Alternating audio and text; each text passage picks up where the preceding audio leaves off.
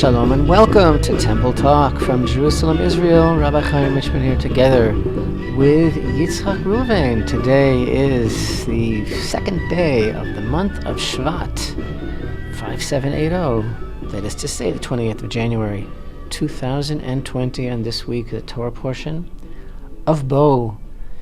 Come to Pharaoh, the third Torah portion of the book of Exodus. And Yitzchak, I heard a nice idea. I heard that Shevat, Shin, Bet, Tuf, Tet, stands for Shenishma Besorot Tovot. Yeah, I've which heard that means too, may we hear good things. Amen. And interestingly, this month of Shevat is in many ways like the root, the foundation, the source of renewal. Of course, we like to say that about every month, and I think the mark of a good radio personality or whatever is you always have to make the most of every moment. And that, first of all, that's the mark of a person who is connected to Hashem, and that's the mark of a person who is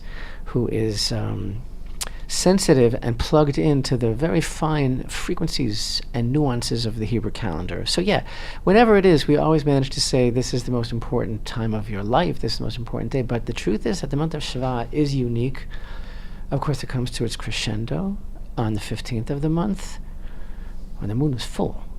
It comes to its crescendo, but that's the character of the whole month of Shevat, what Tu B'Shvat is all about, which of course is this spark, this life force that is somehow, even though we are in the midst of winter still, something going on in this month, a certain kind of awakening on a level of, maybe it's subliminal, maybe it's just beneath the surface, but there is a life force that is awakening to the promise of spring, and thus the Torah, rhetorically, in the book of Deuteronomy states, is man a tree of the field?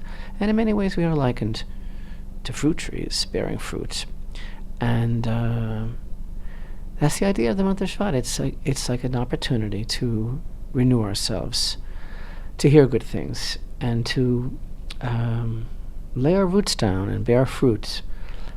Feel that sap, that life force start to flow through the veins, and who doesn't want that? It's all about becoming new again. And interestingly, how that whole concept of the newness of Shevat figures in with such a beautiful confluence in our Torah portion this week of Parshat Bo, which of course features the 8th, 9th, and 10th plagues of the 10 plagues that are leading up to the Exodus from Egypt. But central to our Torah portion is the concept of the as it were, the invention of, or the establishment of time, which is, of course, what we read about in chapter 12, Rosh Chodesh. This is actually the first commandment that the nation of Israel received together as a commandment, as a nation.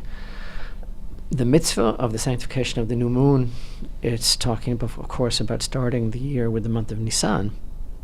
The Hebrew calendar is the secret of the establishment of the fixing of the festivals that are commanded by the Torah, and Pesach comes out in Nisan. But the whole idea of Rosh Chodesh, as we'll talk about in this week's video, God willing, is the very, very unique relationship between a human being and time.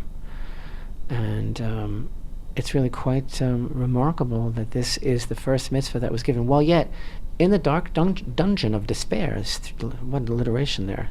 Deepest, darkest dungeon, December of despair in Egypt, in the Egyptian exile, we were given the mitzvah of basically, like you and I have always said, creating time, really. I mean, sort of inventing time, in that there was no real time before it was given over to the children of Israel to calculate.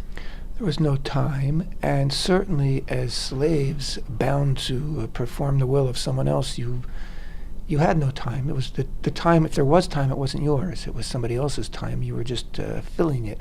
Now Israel's not only being introduced to the reality of time, whatever that is, but we're being put in charge of time. We determine the new month. We determine each new month, which in turn determines the holidays, the festivals that we will be celebrating according to God's commandment, meaning we're partners. We have a real significant role now. Even before we've left Egypt, it's the first thing that God gave to Israel is such a huge responsibility. It was a real vote of confidence. It could have been something, start with something small. Start with something, I know you can handle. But no, God put, threw this on our lap, and it's an amazing responsibility. It's a game changer. So many people are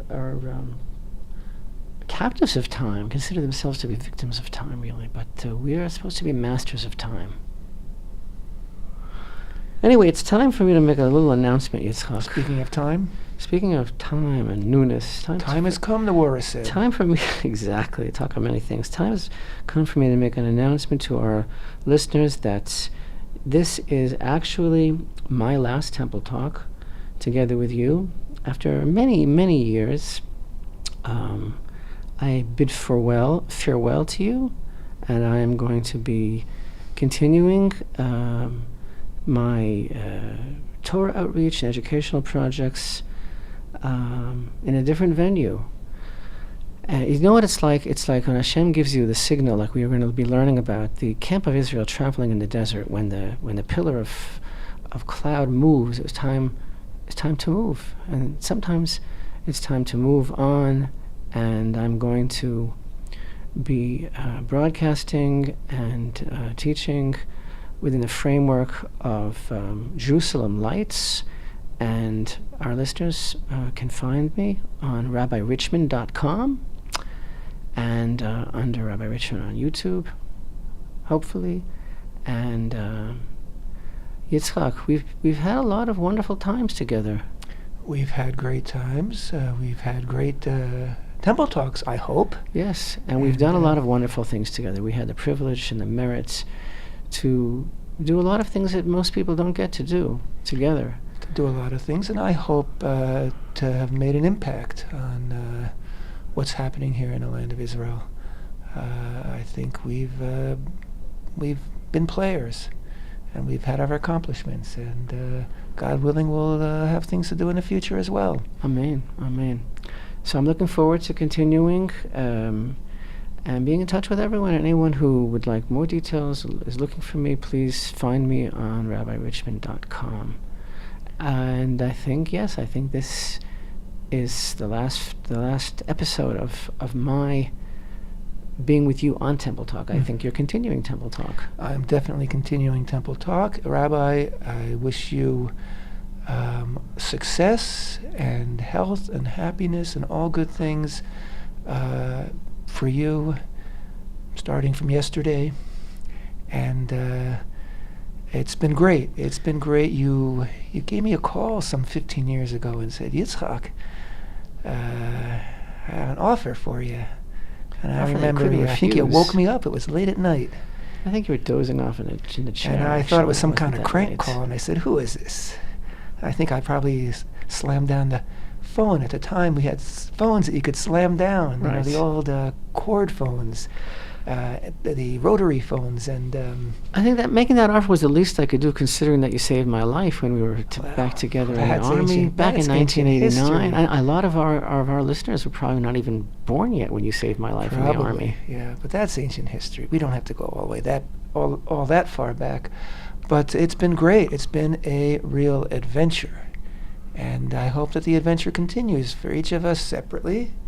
But we're all we have the same goals, I believe, and the same aims and the same aspirations, and I'm sure that our paths will cross. And I know where you live. I know where you live. And I will have a podcast called Jerusalem Lights. And I will still be recording Temple Talk each week faithfully, and maybe someday bring a new radio personality aboard. You'll just have to stick with me and find out. So the last Temple Talk together, it's like I feel like one of those rock and roll groups that they have the farewell tour, and then they have another one after that. So I don't know. And I have then a they hard these time co- believing they this is have these- really. well, they have these tribute bands Yeah. also. Like they get two people that are even older than us to play us. They only have tribute bands when the originals are, too old and crotchety to perform. We can have reunions. We can have a reunion someday. So I hope through Jerusalem Lights to follow my vision of providing the greatest possible access to Torah for everyone. And actually, Yitzchak, another aspect of this month of Shevat, you remember? This month of Shevat In the beginning of the book of Deuteronomy. It's the beginning of the teaching of Moshe. Exactly. His first 7 weeks. words of Deuteronomy. 7 weeks that led up until the passing of Moshe Rabbeinu. 5 weeks. 5 weeks, I'm sorry. On the 7th of Adar, began on Rosh Chodesh Shvat. So another aspect of this month of Shvat is that there is a certain kind of shefa, of like a raining down of Torah from heaven. And that's actually why the astrological sign of the month is the bucket. The bucket. Aquarius, because it's Indeed. like the water of Torah pouring down, because these are the very days that Moshe was giving over the whole sum total of the book of Dvarim before he left the world. So, back to Parshat Bo and its manifestations. Is there a connection between Parshat Bo and the deal of the century? Is there a connection between Parshat Bo and the terrible virus that broke out in China, in that city that, how do you pronounce it? Where there was this wholesale market selling wolf puppies and bats and people eating them and all sorts of things like that. And I even saw a comment on one of our YouTube productions where someone mentioned the virus and then said, thanks, Jews. Like, you could blame everything on us, I suppose. Some people will continue to do that, just like they blame the Black Plague on the Jews and everything else. Yeah, sure, we're responsible for the virus in China. If you're going to hate the Jews, go for it. Speaking of which, we had all these commemorations for the 75th anniversary of the liberation of Auschwitz-Birkenau, and all these European leaders that are climbing over each other, speaking about how it's not enough to talk about anti-Semitism; it has to be fought. The very same countries that are passing legislation outlawing, circumcision and outlawing kosher slaughter and all sorts of things. Anyway, the world is on its side. Deal of the century apparently suggests Israeli sovereignty over much of the biblical heartland of Judea and Samaria, but also involves the establishment of a Palestinian state here in the land of Israel, eliciting a lot of extreme response. Some people say it's the worst thing they ever heard. Some people said, let's take it. I say, let's take the cash and let the credit go, as in let's annex. Although, as it's been pointed out, annexation is not really a proper word, because it is our land. We're not annexing it. We're just reassuming sovereignty over it, and forego the Palestinian state, which is defined as a demilitarized state, which there's never been such a thing in the history of the world. And we've been in that movie already. And also, we've been remember in that Yitzchak movie. Rabin of blessed memory, when the Palestinians were first armed. Yitzchak Rabin said, when there was a whole thing going on about giving the PA police firepower, he said, God rest his soul, and people were saying, how could you do this? He said, if they fire one shot at us, we'll take away all their guns. Speaking of how which, many Jews have been murdered by Palestinian policemen? Speaking of which, it was just this week also the 20th anniversary, I think, of the Beit Lid massacre, a suicide bombing that took the lives of 22 Israelis, 20 of them soldiers.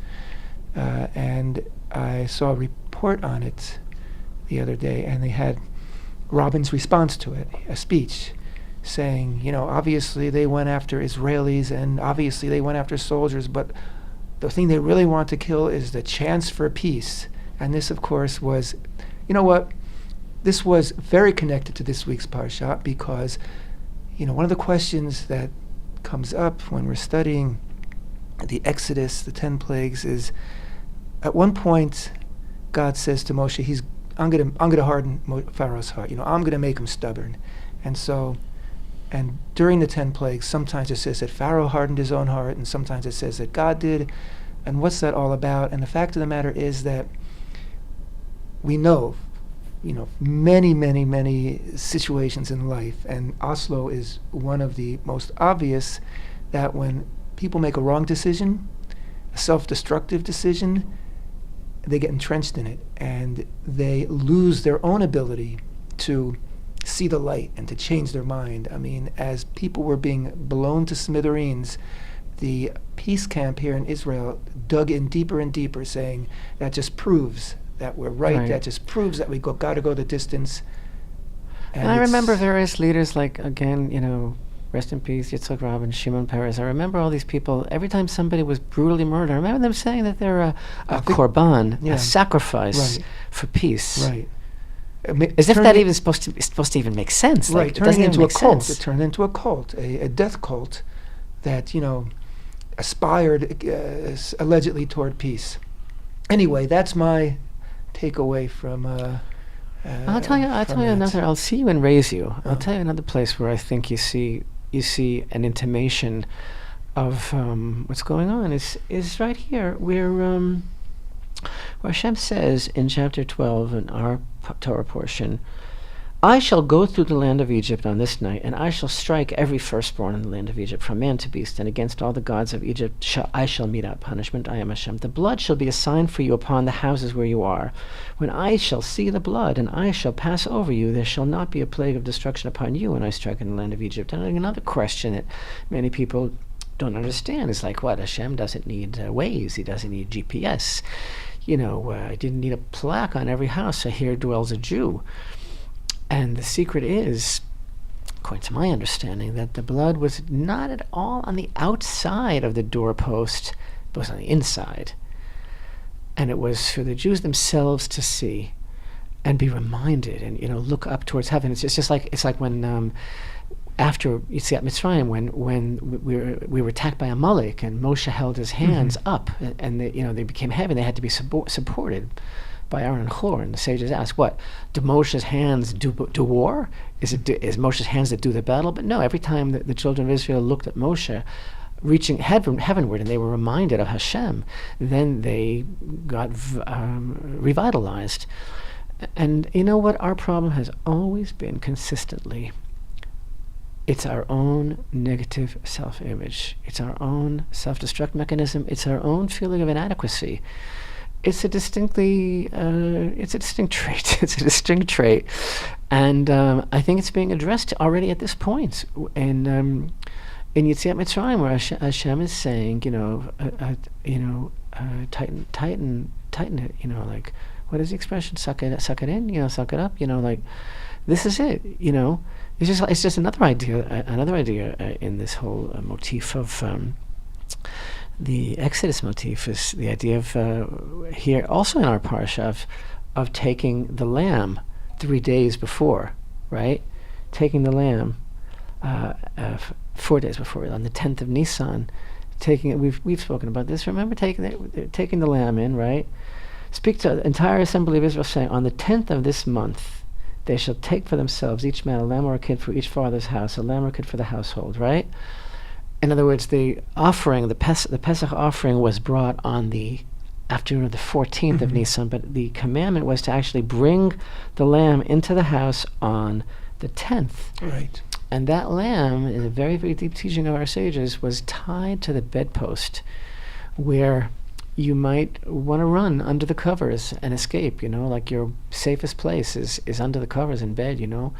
Escape from all this incredible chaos of this incredible maelstrom of facing Hashem and having to be ready with faith to walk out of Egypt, and Hashem, and the whole scenario leaving Egypt is totally bound up intrinsically and imperatively together with the slaughtering of the Passover offering first, and it's like there's no escape. It's like this is it. Like there's no rehearsal. This is the real thing. Take that lamb, and put it in your most vulnerable spot.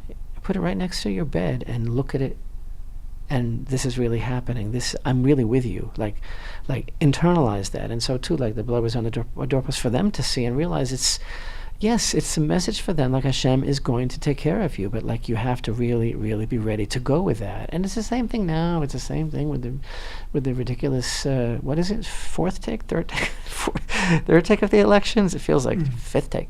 And everything else that's going on with the gearing up towards the deal of the century and everything else. Either we are going to be sovereigns in this land, we are going to make our decision, to look at the blood on the doorpost, to look at the lamb that we're going to be bringing for Passover in the eyes, and to realize that Hashem is with us. And the blood on the inside of the doorpost basically means that we, first and foremost, have to believe in the righteousness of our own cause. And we have to be convinced this is our land. No one can take it away from us. No one, not even the greatest deal maker in the world, has the right or the authority to make a deal over our land and our children and our future and our past and our destiny. So what? Like, it's a great deal, but if it involves a Palestinian state in the land of Israel, it's no deal at all. Of course, the default that people refer to is the fact that the Palestinians have rejected it already. And even if, Abbas would accept it, then Hamas would reject it. And if Hamas accepts it, then Abbas would reject it. But they're all rejecting it. And again, that refers back again to the lamb, the Passover lamb experience that you mentioned, the 4 days. It has nothing to do with them. Just like the slaughtering of the lamb had nothing to do with the Egyptian. It has all to do with us. It's what we make of it. It's our decision. It's our take on it. It's what we want. It's what we aspire to. It's how tightly we are bound by our faith in Hashem and our trust in this land and our future in this land. Everything else is just a charade. And Pharaoh can lighten his heart. He can make his heart heavy. He can harden his heart. You know what? It really doesn't matter, because God determined that Israel was leaving Egypt, and God determined that this is our land, and that's the way it goes. I think they're playing our song, Yitzchak. There it is. They're playing our song. Stay with us. We'll be right back. Simple Talk.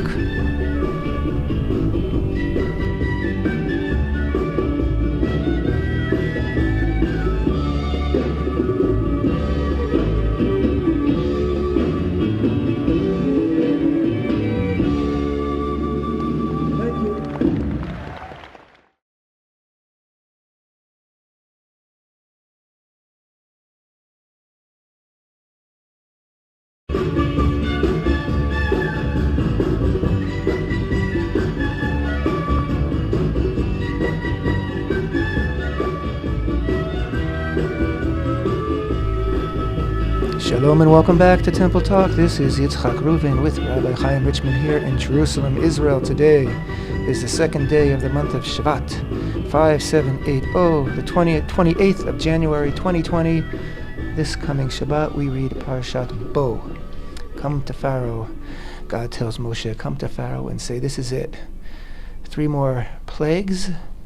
These are the plague of locusts. 3 more plagues and we'll be done. Plague of locusts, the plague of darkness, and the plague of the death of the firstborn, at which point the entire land of Egypt woke at midnight crying because the firstborn in every household was dead. Very harsh plague. And in fact, we read in this week's Parsha that God says to the children of Israel, when your children ask you why this was, the answer is because Pharaoh said no. He said you couldn't go. And the consequence of that was, of course, very deadly for Egypt. Our actions have consequences, and Pharaoh didn't give in. You know what? He thought that he could fight with God. He thought he could measure up to God, and he was taken down. And God's power and God's righteousness and God's glory was made manifest throughout the entire land of Egypt and the world, just like God told Abraham from the very start that,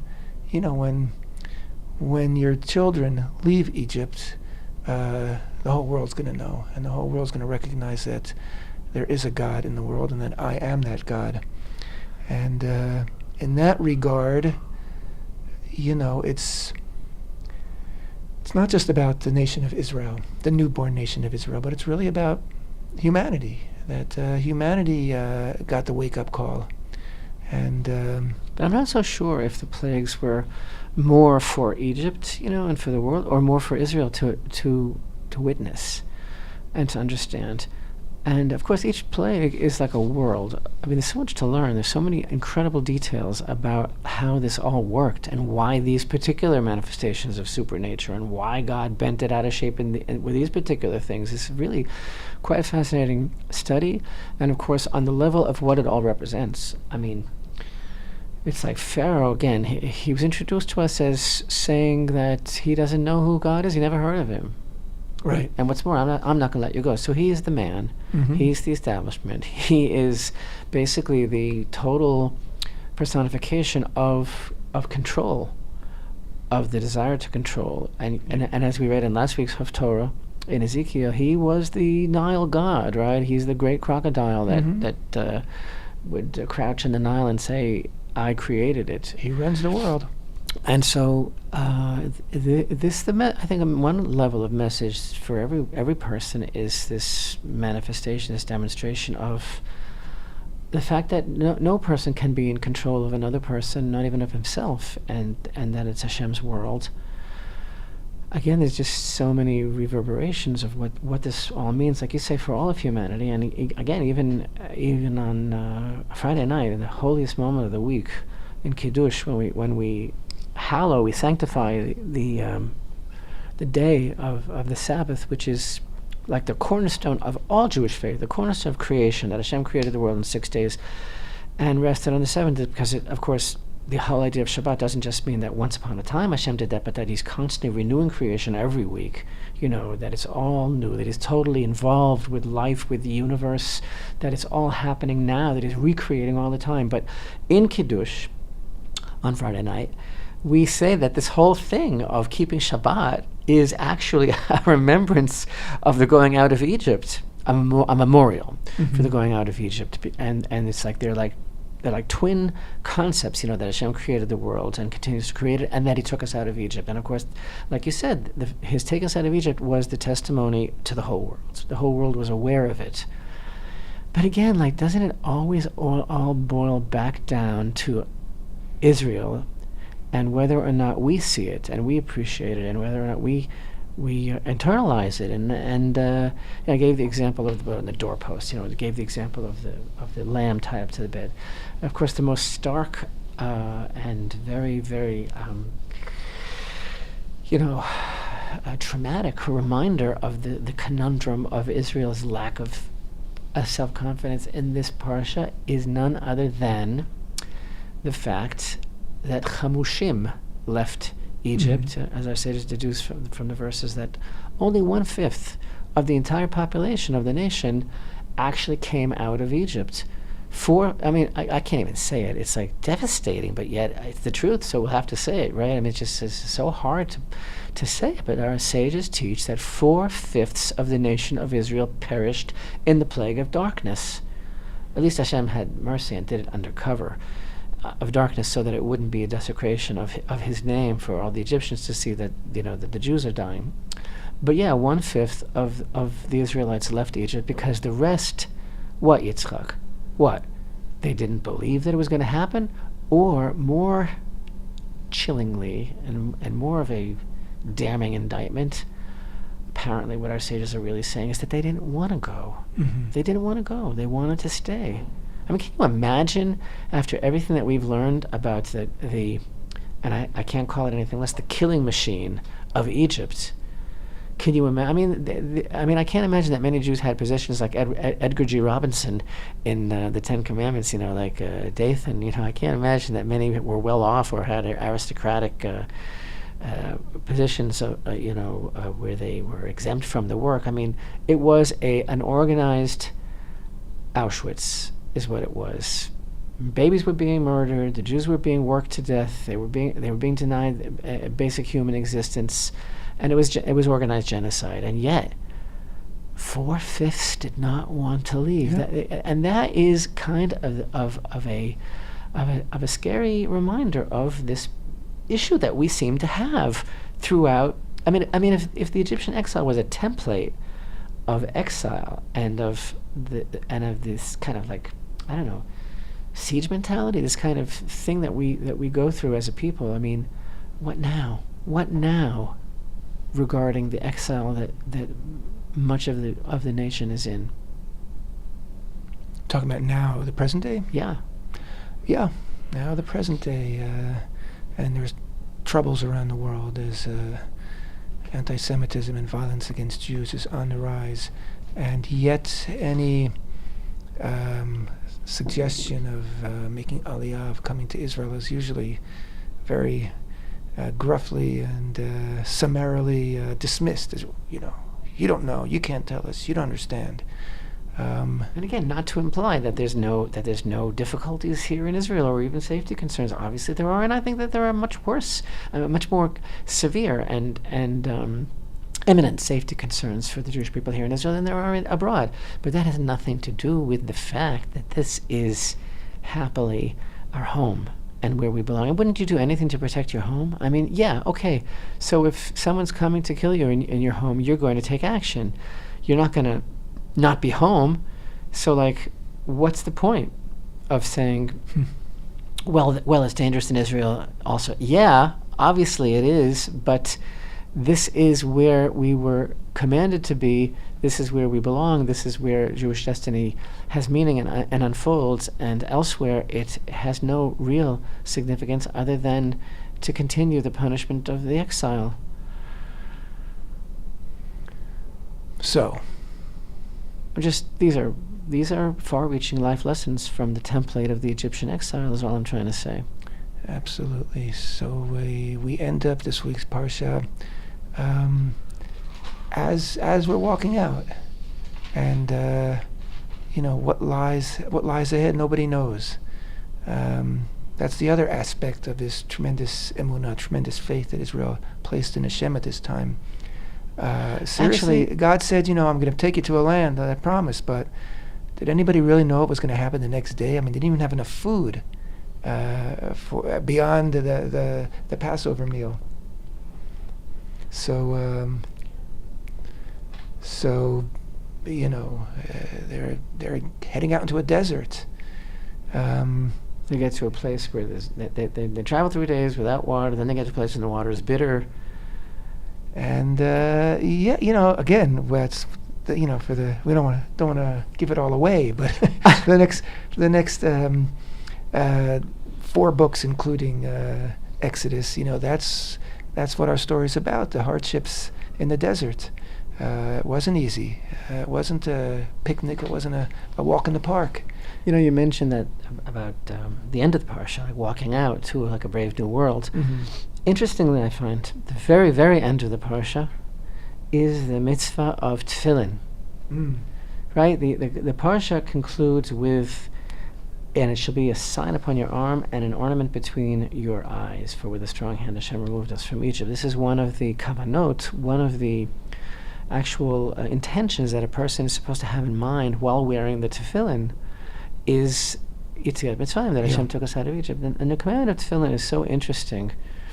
I'm sure most of the listeners know what we're referring to, right? The leather boxes and straps that we bind on our arm and between our eyes each day, especially during the morning service, in fulfillment of this verse. Actually, in Deuteronomy 6 is where we find the commandment spelled out in the first paragraph of Shema. And you shall tie it for a sign upon your hands, and it shall be for a totafot, an ornament between your eyes. And the amazing thing about it, as we find in the meditation that we recite before we put on the tefillin, is that it's more than just like binding ourselves to Hashem. Like you don't need a leather strap to bind yourself to Hashem. And of course, in the leather boxes are sections of the Torah, the four portions of the Torah. Mm-hmm. But it's more like we take the sum totality of our being. Let's say the arm represents our physical strength, our ability to self-propel, to create, the Yitzarim, the inclinations that we have, are like our humanity itself, and we elevate that to Hashem, right? Mm-hmm. And then the one on the tefillin on the head, which rests between the eyes, opposite the brain, is like sanctifying and elevating our thoughts, our consciousness, our neshama itself to Hashem. And that iconography is like, that's the whole point of life. In other words, we're reveling in our humanity. We are, and Hashem revels celebrates, Mm-hmm. our humanity. This is who He wants us to be. We are human beings, but we have the ability to take every aspect of our human makeup and personality, as expressed through the mitzvah of tefillin, and elevate it to Hashem. And so there we are, getting ready to march out of Egypt, and Hashem is telling us that He's bringing us to the land that He swore to our forefathers, and we're never going to forget this, because we're going to set apart the first issue of every womb. That belongs to Hashem. And when our son asks us why, we're going to tell him because Hashem took us out of Egypt and Pharaoh refused. And not only that, but the tefillin that we wear shows that it's like so the opposite of Pharaoh in a way, because Pharaoh was like, I don't know who Hashem, I don't know who He is, I never heard of Him, and you're not going, and I'm in control here. And the tefillin is like, you know what? Everything about us, our physical nature, our spiritual nature, it's all in Your hands. It's all for You. It's all of You. You gave it to me, and I'm giving it back to You. And I want to be as connected in my consciousness and even in my physicality to You as much as I can. And that's really the message of the Exodus from Egypt, that Israel kind of unfurls as a banner for the whole world. Like, look, it's possible to live with a God consciousness in this world, to be physical, but to be connected to God. And that's what we're really all about as a people. Recognition of Hashem's presence in the world, in our lives. And again, it's the exact opposite of Pharaoh, who was a state of denial. He denied that Hashem existed, that even if Hashem existed, which He doesn't, he said, He's got no say over things. I have say over things. So the first lesson we learn, as you're saying, the moment we set foot out of Egypt, was to put God first and foremost in our consciousness, in our lives, and in our actions. And that's the Torah. That's what it's all about. And again, it's the exact opposite of the Egyptian experience, which was enslavement, which was a vacuous vacuum that sucked up our energy and sucked up our time and sucked up our humanity. And we're stepping free of that, and we're not going to go back to that, because we have a new way of life that preoccupies us with God in this world. And in this newness of Shevat, this month of revitalizing our energies, and this month of the pouring out of Torah onto our hearts, onto our souls, if only we could take this idea and plug it into what's going on in this land, this whole frenzy of being, quote unquote, without leadership for so long, and again, the political deadlock of what's going to happen now in these elections, the whole, I don't know, it's perceived by some as like a threat hanging over our heads, by others as a blessing in disguise, the deal of the century, and again, this whole idea of being thrust into negotiations, as if someone has a right to gerrymander our country and tell us where we belong and where we don't belong.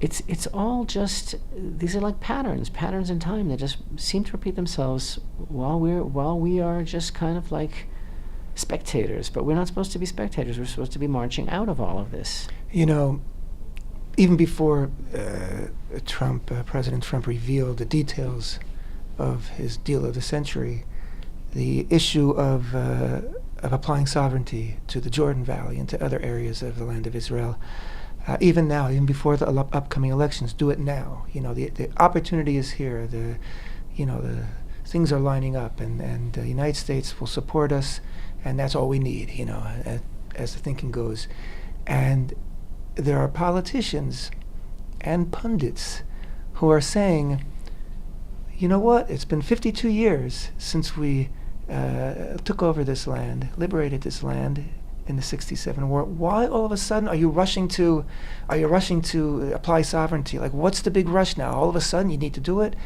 And I can imagine the same voices, you know, after the 10 plagues, and after God says, you know, on the 10th day of the month, take a lamb, bring it into your house, and on the 14th slaughter it. I can imagine the same voices saying, what's the big rush? You know, we've suffered through this enslavement for hundreds of years. You know, we need to rush now and panic. What if it doesn't work? What are they going to say? We need to think this over. We needed an investigatory committee. We need a committee to oversee the committee. What about the Egyptians? What will they say? What will they say? But the scary thing about what you're saying is that 4/5 of the Israelites did go out. So maybe those are the ones who said all those things.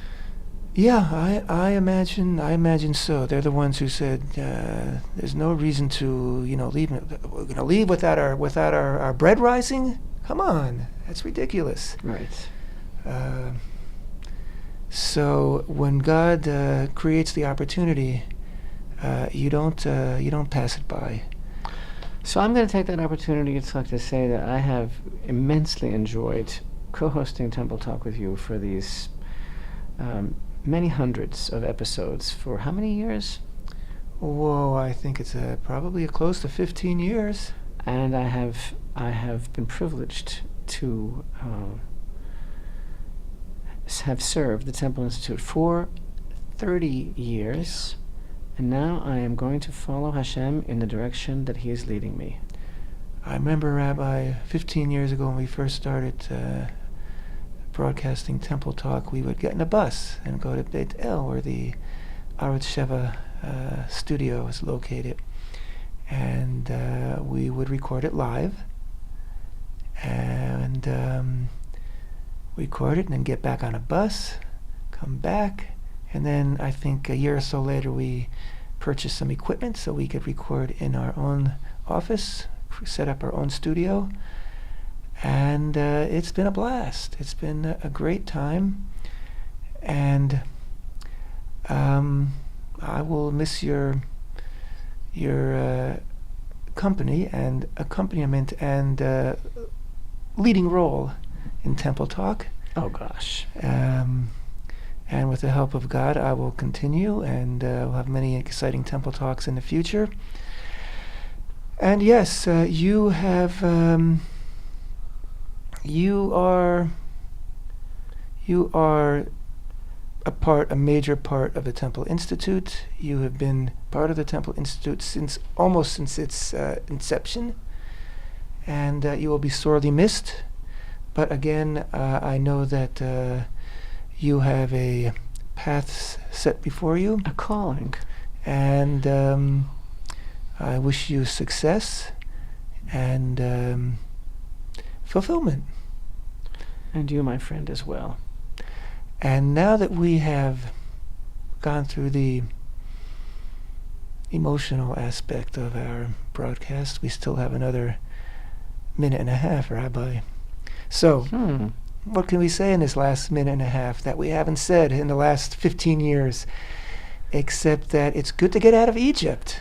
It and sure you know what? is. With all the trouble and all the difficulties that lay ahead, no regrets.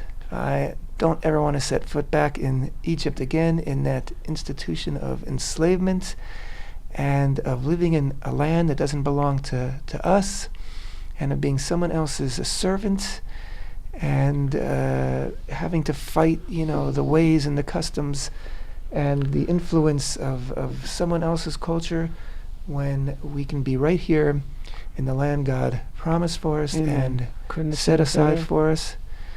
I look And- forward to. I look forward to connecting with our listeners on Jerusalem Lights, and you'll be able to find me if you look for me. RabbiRichman.com. Yitzchak, you know where to find me. I know where to find you. I've even got you in my Rolodex. Rabbi, this is it. The music's about to start, so let's do together. 1, 2, 3. Thanks for being with us. Thanks for being with us. Temple Talk.